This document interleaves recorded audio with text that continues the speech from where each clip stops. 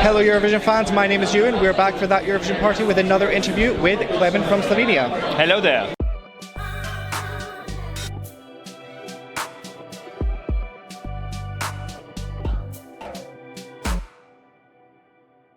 So Klemen, how are you enjoying London so far? Oh, I'm enjoying London as always. I feel like I'm at home. Like I just love being here. Where do I have it? Exploring, exploring the surroundings, exploring the mics, people. It's lovely. Even on quite a rather drab and rainy day. Oh, but the weather is lovely. Let's put it like that, shall we? So moving on to Eurovision itself. So you started your Eurovision journey as like a host. So back in like Mizjeva, Vizia, that sort of era, did you ever think that you would ever be in front of the actual stage singing yourself? It's yeah, I mean, ever since I first started hosting Slovenian national finals, and I hosted it 4 times until now, and I did a lot of singing. As I was hosting it, people starting getting in my head, telling me, Klemen, you should go to Eurovision one day. Because I recall those you were doing covered. Was it Shakira and Bono? As well, yeah. I was it was in 2012. Yeah. Exactly. You know everything. Well, that was my first ever national final I watched. Oh, really? Yeah. Oh, I'm glad you watched it. Thank you.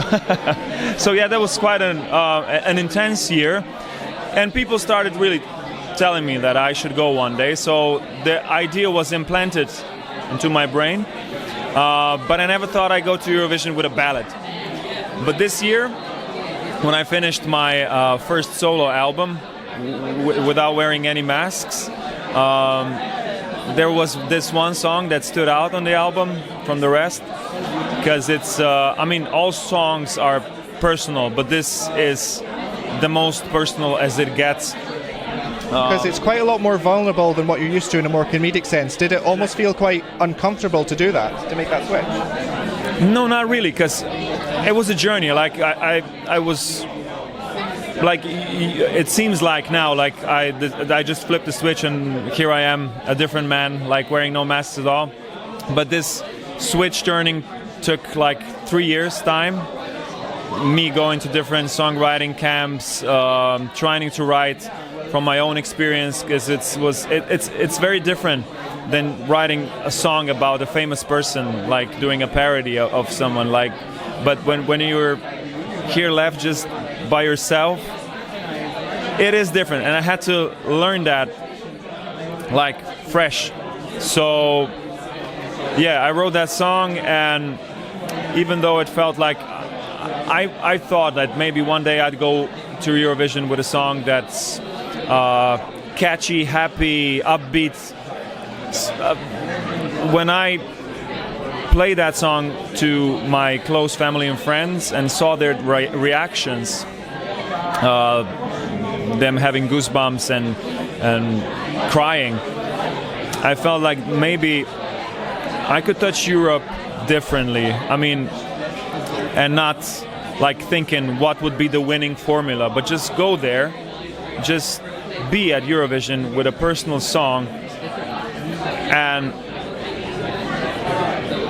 let people have it, and hopefully it would resonate with wider audience and help some people who are actually dealing with similar stuff. And I'm glad when I get these reactions now from people who stop me in the middle of the streets,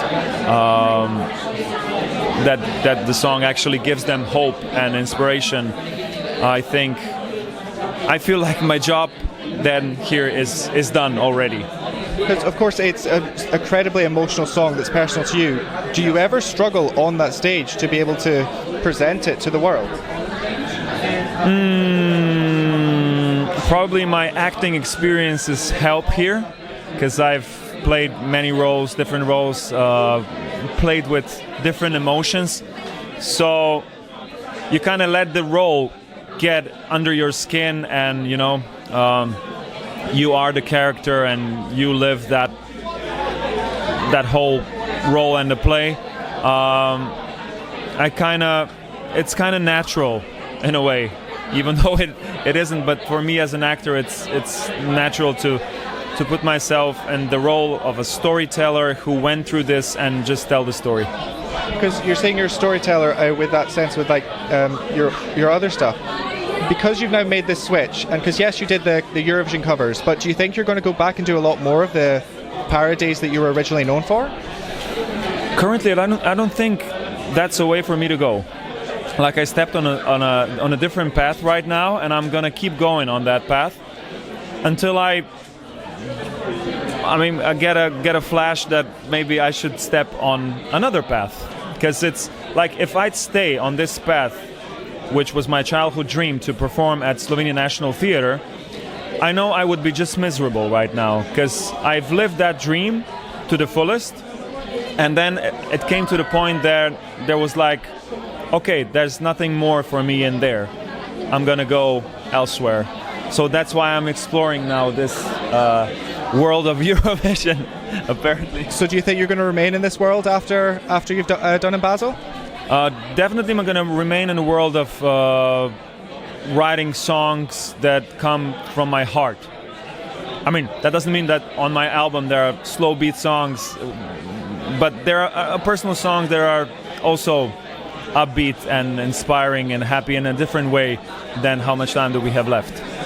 And just thinking to Basel itself, because it's quite a different stage to that you have in EMA, was it quite intimidating to like fill that stage with your presence, or is it something that's quite natural to you? I didn't even think about that. But yeah, I don't... It's a very intimate song. It's not a big, loud one which is filled with fireworks. Just got to be staged right, you know, so the story gets through. And I think the one difference that we will make now for Basel, they approved my singing upside down, so that will happen. I'll be the first person at Eurovision to be singing upside down, actually. And we'll try to make sure that people get that this is a story about my wife dealing with an incurable disease, beating an incurable disease. So that means the song is carrying, I think, the frequency of hope, the power of positive thinking, never giving up, gratitude for people we love. And we gotta make people understand that it's a song about that, because a lot of people, I think, thought that it was actually a song about my child getting ill, because that's how we opened the song, about this image of a baby boy crawling in the living room, and then my wife reading that diagnosis that she could die. But people just tend to connect small parts and make a new story out of it. And I understand you're very busy today, so I'll just end it on one final, a bit more positive note. For the people that are only just becoming familiar from Eurovision, what old song or old cover or anything would you love them to just go back and watch? Old song? Yeah. Of any of mine? Yeah. Oof! It's been quite a ride. So I would suggest them just to go check out my YouTube channel. Scroll through the videos. There's a lot of political satire in there. Also a lot of covers of Eurovision songs, and yeah, I don't know if you probably did see the Eurovision winners video in which I impersonated all Eurovision winners from this millennium, and that was a big project, very dear project to me, one of my